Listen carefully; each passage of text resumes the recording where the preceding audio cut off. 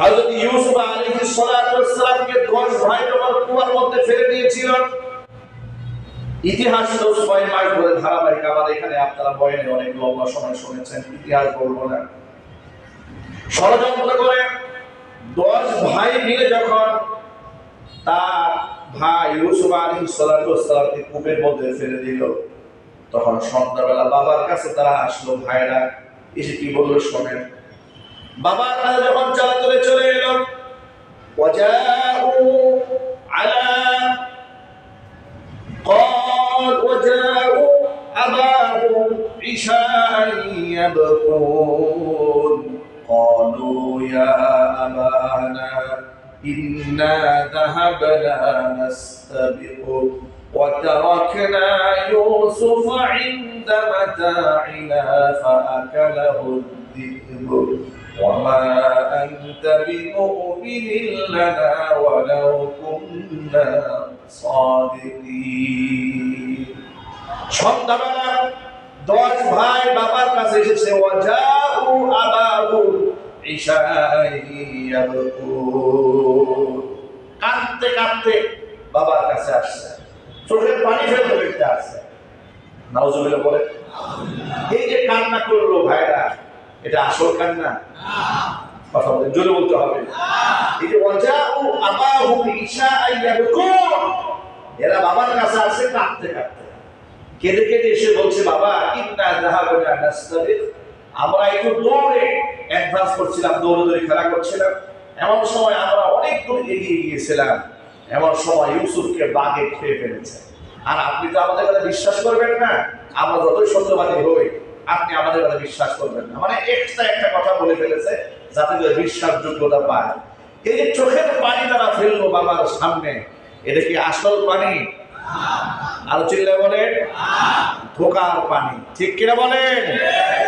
ওয়াজাউ আবাহুম ইশাআন ইয়াবকুন, বাচ্চারা ছেলেরা কাঁদতে কাঁদতে বাবার সামনে আসছে, কেঁদে কেঁদে মিথ্যা কথা বলছে। আমাদের দেশেও বিচারকের সামনে দাঁড়িয়ে অনেক সাক্ষী চোখের পানি ছেড়ে মিথ্যা সাক্ষী দেয় 500 টাকা পাওয়ার জন্য, 5,000 টাকা পাওয়ার জন্য। কথা ঠিক নেবে? ঠিক বলে। এই জন্য সব চোখের পানি দেখে আল্লাহ ভাবার কোনো কারণ নাই যে বাহ বিরাট আল্লাহ চোখের পানি ফেলতেছে না। অনেক মুনাফিকের কারণে আছে, এটা হচ্ছে বোকা ও নিফাক। দুনিয়ার স্বার্থে এরা চোখের পানিও ফেলতে জানে, এই অভিনয়টা তারা করতে জানে। কথা বলতে হবে, ঠিক নেবে? ঠিক বলে। সুতরাং ভাইরা আমার, লোকেরা নামাজ পড়তে পারে মানুষকে দেখাবার জন্য, হজ করতে পারে মানুষকে দেখাবার জন্য, দানও করতে পারে মানুষকে দেখাবার জন্য। গাজীপুরের পার্শ্ববর্তী এলাকা গাজীপুর জেলার কালীগঞ্জ উপজেলাতে একটা মাহফিল করেছিলাম আজ থেকে 7-8 বছর আগে। আখেরি মোনাজাত যখন শেষ হলো মাহফিলে, কর্তৃপক্ষ একজন আমার পাশে স্টেজে দাঁড়িয়ে বলে, হুজুর আমাদের একটা ভুল হয়ে গেছে। কি হয়ে গেছে? যে মোনাজাত দেওয়ার আগে আমাদের একটা সিস্টেম ছিল এলাকাতে, যে এই মাহফিলে যে যে ব্যক্তি যত টাকা দান করেছে সেটা আদনা থেকে আদনা হোক, এমনকি যদি 100 টাকাও কেউ দান করে থাকে মাইকে তার নামটা ঘোষণা করতে হয়। আমি বললাম, যদি মাইকে তার নাম ঘোষণা না করা হয় তাহলে কি হবে নাকি? তারা বললেন, তাহলে পরের দিন সকালবেলা এলাকাবাসী আমাদের কাছ থেকে টাকা ফেরত নিয়ে যাবে। এটা আমার সাথে ঘটে যাওয়া একটা বিরাট অভিজ্ঞতা আমার জীবনে, এটা আমি সারা জীবন মনে রাখবো। এটা কি ভোলার কথা? চিৎকার দিয়ে বলে ভুলে যাওয়ার কথা? এটা জীবনে কত দান দেখেছি, এরকম দান 100 টাকা দিয়ে মাইকে নাম শুনতে হবে, তা না হলে কর্তৃপক্ষের কাছ থেকে টাকা ফেরত দেবে। মিয়া আমার নাম মাইকে আসলো না কেন? আমরা অনেক সময় দেখি 20 টাকা দিয়ে বারবার বলে, হুজুর নামটা একটু বলেন আমাদের, মানে নামটা চাচ্ছে মাইকে নাও শরীরটা। এই জন্য অনেক সময় জিহরি দান, প্রকাশ্য দান, এটা এর মধ্যে মৌখিকতার সম্ভাবনা থাকে। এই জন্য দান যত গোপনে নেবে আল্লাহর কাছে সেটা তত প্রিয়। ঠিক কিনা বলে? কোনো কোনো ক্ষেত্রে প্রকাশ্য দেওয়ার সহজ, সেটা করতে আপনি মনে মনে ভাবলেন, আমি যদি এখন গোপনে দিই অনেকে নিরুৎসাহিত হচ্ছে, আমি প্রকাশ্যে দিলে আমাকে দেখে আরো 10 জন উদ্বুদ্ধ হবে। নিয়ত যদি এটা থাকে, আপনার তাকওয়ার লেভেল যদি এই জায়গায় থাকে যে আপনার মৌখিকতা হওয়ার ভয় নাই, সন্দেহ নাই। দিনের খবর কে জানেন? একটু যদি বলতে হবে, দিনের খবর কে জানেন? এটা আপনি জানেন আর আপনারা আল্লাহ জানেন। যদি আপনার মনের মধ্যে এতটুকু ধাক্কা আসে, যাতে প্রকাশ্য দিলে সব মানুষ দেখতেছে, এলাকাবাসী বলবে হুজুর তো বিরাট দানবীর, বিরাট দানশীল, এই মনোভাব যদি মনে মনে থাকে, তাহলে দান যা করছেন ওখানে শেষ। এটার কোনো ফায়দা নেই, বরং কোনো কোনো ক্ষেত্রে একটু সতর্ক হতে হবে। আল্লাহর হাবিব সাল্লাল্লাহু আলাইহি ওয়াসাল্লাম বলেছেন, মান তাসাদ্দাকা ইউরাইন নাসি ফাকাদ আশরাক। যে ব্যক্তি মানুষকে দেখাবার জন্য দান করে, সেই ব্যক্তি আল্লাহর সাথে শরীক স্থাপন করে। নাউজুবিল্লাহ বলেন। ওয়া মান সাল্লা ইউরাইন নাস ফাকাদ আশরাকা। যে ব্যক্তি মানুষকে দেখাবার জন্য নামাজ পড়ে, সেই ব্যক্তি আল্লাহর ইবাদত করে না, বরং আল্লাহর সাথে শিরিক করে। সুতরাং নামাজ মানুষকে দেখাবার জন্য হতে পারে, পারে কিনা জোরে বলেন, আরো জোরে বলেন। হজ মানুষের জন্য হতে পারে, লোকেরা আমাকে আলহাজ বলবে, হাজি সাহেব বলে ডাক দিবে, বাড়ির সামনে হাজি বাড়ির সাইনবোর্ড লাগবে, ইত্যাদি হতে পারে। আছে না নাই? আরো জোরে বলেন। 3 নাম্বার, যাকাত দান ও সাদাকা মানুষকে দেখাবার জন্য হতে পারে। এলাকার মধ্যে মাইকিং করে দেয়, অমুক বাড়িতে যাকাতের অর্থ বিতরণ করা হবে। ঘটনা একটা সীমা থাকা উচিত। কথা বলেন, আপনি যাকাত দেবেন, এটা কি মাইকিং করা খুব দরকার? চিৎকার দিয়ে বলেন, সাইনবোর্ড লাগাই দেওয়া খুব দরকার? আপনি কত টাকার যাকাত দেবেন? কয় হাজার কোটি টাকা দেবেন?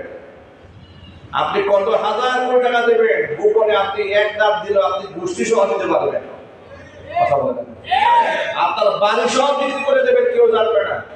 তো মাইকিং কেন করলেন? এলাকাবাসীকে দেখাচ্ছেন আমি বিরাট দানশীল, আমি যাকাত দিই প্রতি বছর, এগুলো দেখাচ্ছেন।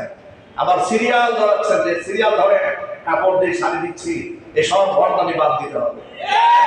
কথা বলতে হবে, ঠিক কিনা বলেন? সব ভণ্ডামি। বিভিন্ন দোকানের মধ্যে দেখা যায় এখানে যাকাতের শাড়ি পাওয়া যায়, যাকাতের লুঙ্গি পাওয়া যায়। যে দোকানে লেখা থাকবে কিচ্ছু কিনবেন না ভণ্ডের কাছ থেকে, এই অসাধু ব্যবসায়ী।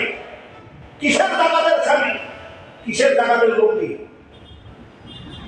ইসলামের এই ভাগাভাগি পেয়েছেন কোথায়? যাকাতের শাড়ি লুঙ্গি। আমি চৌরাস্তাতে গিয়েছি গ্রামের মানুষের জন্য কিছু কাপড় টাপড় কেনার জন্য 2 বছর আগে। চৌরাস্তার এক বড় ব্যবসায়ী আমাকে বলে, হুজুর আপনি গ্রামে যাকাত টাকা দেন না? বুঝে দেই তো হুজুর, আমার কাছে কিন্তু কম দামে যাকাতের ভালো কাপড় আছে। আমি বললাম, মিয়া কম দামে যাকাতের ভালো কাপড় আছে মানে দাম কত? আমি তার ভিউটা নিচ্ছি, সে আমাকে আসলে কি রিভিউ দিচ্ছে এখান থেকে। তিনি বলেন, হুজুর 300 টাকা দামের শাড়ি কয় হাজার লাগবে বলেন, আমি দিয়ে দিব আপনাকে। আমি খুব অবাক হয়ে গেলাম, যেখানে 700-800 টাকার শাড়ি হলে একটা মানসম্মত কাপড় হয়, পরা যায়। 300 টাকা দিয়ে ভালো গামছাও পাওয়া যায় না। কথা বলেন, এটা ভালো গামছা কিনতে 400 টাকা লাগে, তো 300 টাকা দিয়ে আমাকে শাড়ি দিয়ে দিবি 12 হাতের কাপড়, তো সে তার মধ্যে কি সুতো থাকবে না রং থাকবে? থাকবে না। কথা বলতে আপনারা কি থাকবে বলেন? একটা সাইনবোর্ড থাকবে, হুজুর একটা শাড়ি দিচ্ছে, ঠিক না বলে?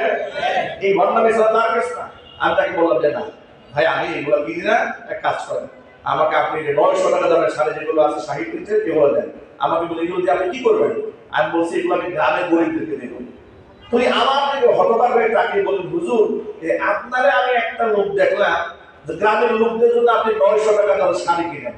এই চৌরাস্তার 4-5টা বাড়ির মালিক, সে আমার কাছে গতকালকে 300 টাকা দামের শাড়ি নিয়ে গেছে 1000। আমাকে যে আমার কাছ থেকে সে 1000 শাড়ি নিয়ে 300 টাকা দিয়ে, আপনি শাড়ি কিনে 900 টাকা দিয়ে আপনি কয়জনকে দেবেন? আমি বললাম যে না, আমার অনেক লোক নাই, আমার কিছু লোকজন আছে, তারা সব আমার কাছে, আত্মীয় তাদেরকে দেব। আমি বোঝাবার জন্য বলি, মানুষ মানুষকে দেখাবার জন্য এই কাজগুলো করে বেড়াচ্ছে। কথা ঠিক না ঠিক বলে? এই পথে হাত দেবেন না। আপনি রমজান মাসে এই যে যাই দিলেন, 10 টাকা 5 টাকা 20 টাকা 100 টাকা যা দিলেন, যদি মনের মধ্যে এটাই থাকে লোকেরা আমাকে দেখলো, শেষ। আপনি আল্লাহর কাছ থেকে সওয়াব পাবেন না দূরের কথা, আপনি আল্লাহর সাথে শরীক স্থাপন করলেন। আল্লাহ যেন আমাদের হেদায়েত দান করে, জোরে করে আমিন। এবার আপনারা বলেন, দান করবো কার জন্য? হজ করবো কার জন্য? যাকাত দেবো কার জন্য? লুকিয়ে দেব, প্রকাশ্যে দেব না। আত্মীয় স্বজনকে মানুষের সামনে টাকা দেব না। আনইজি ফিল করবে, ইতস্ততা বোধ করবে যে দেখো আমাকে গরিব বলে আমাকে মনে হয় একটু অসহায় হিসেবে আমার দিকে করুণার দৃষ্টিতে তাকাচ্ছে, তার মনের মধ্যে যেন এটা না আসে। আপনি এত সুন্দরভাবে তার কাছে হাদিয়া পৌঁছাবেন, উনি হাদিয়া পাওয়ার পরে খুশি হবে, দোয়া করবেন, ওনার আত্মমর্যাদা বোধ যেন ঠিক থাকে। বলেন ইনশাআল্লাহ। ইনশাআল্লাহ বলেন। তাহলে দেখেন, নামাজ আল্লাহর জন্য হতে পারে, আবার মানুষকে দেখাবার জন্য হতে পারে, পারে কিনা? নামাজের উদাহরণটা দিই। নামাজের উদাহরণ হচ্ছে সারা বছর নামাজ পড়ে না, সারা বছর নামাজ নাই, ফরজ নাই, সুন্নাত নাই, ওয়াজিব নাই। নির্বাচন আসছে, চেয়ারম্যান ইলেকশন কিংবা মেম্বার ইলেকশন কিংবা মন্ত্রী এমপি ইলেকশন শুরু হয়ে গেছে এলাকায়।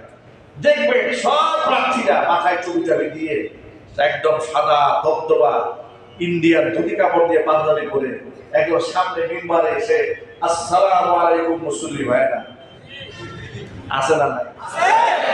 জুড়ে বলেন আপনার আছে?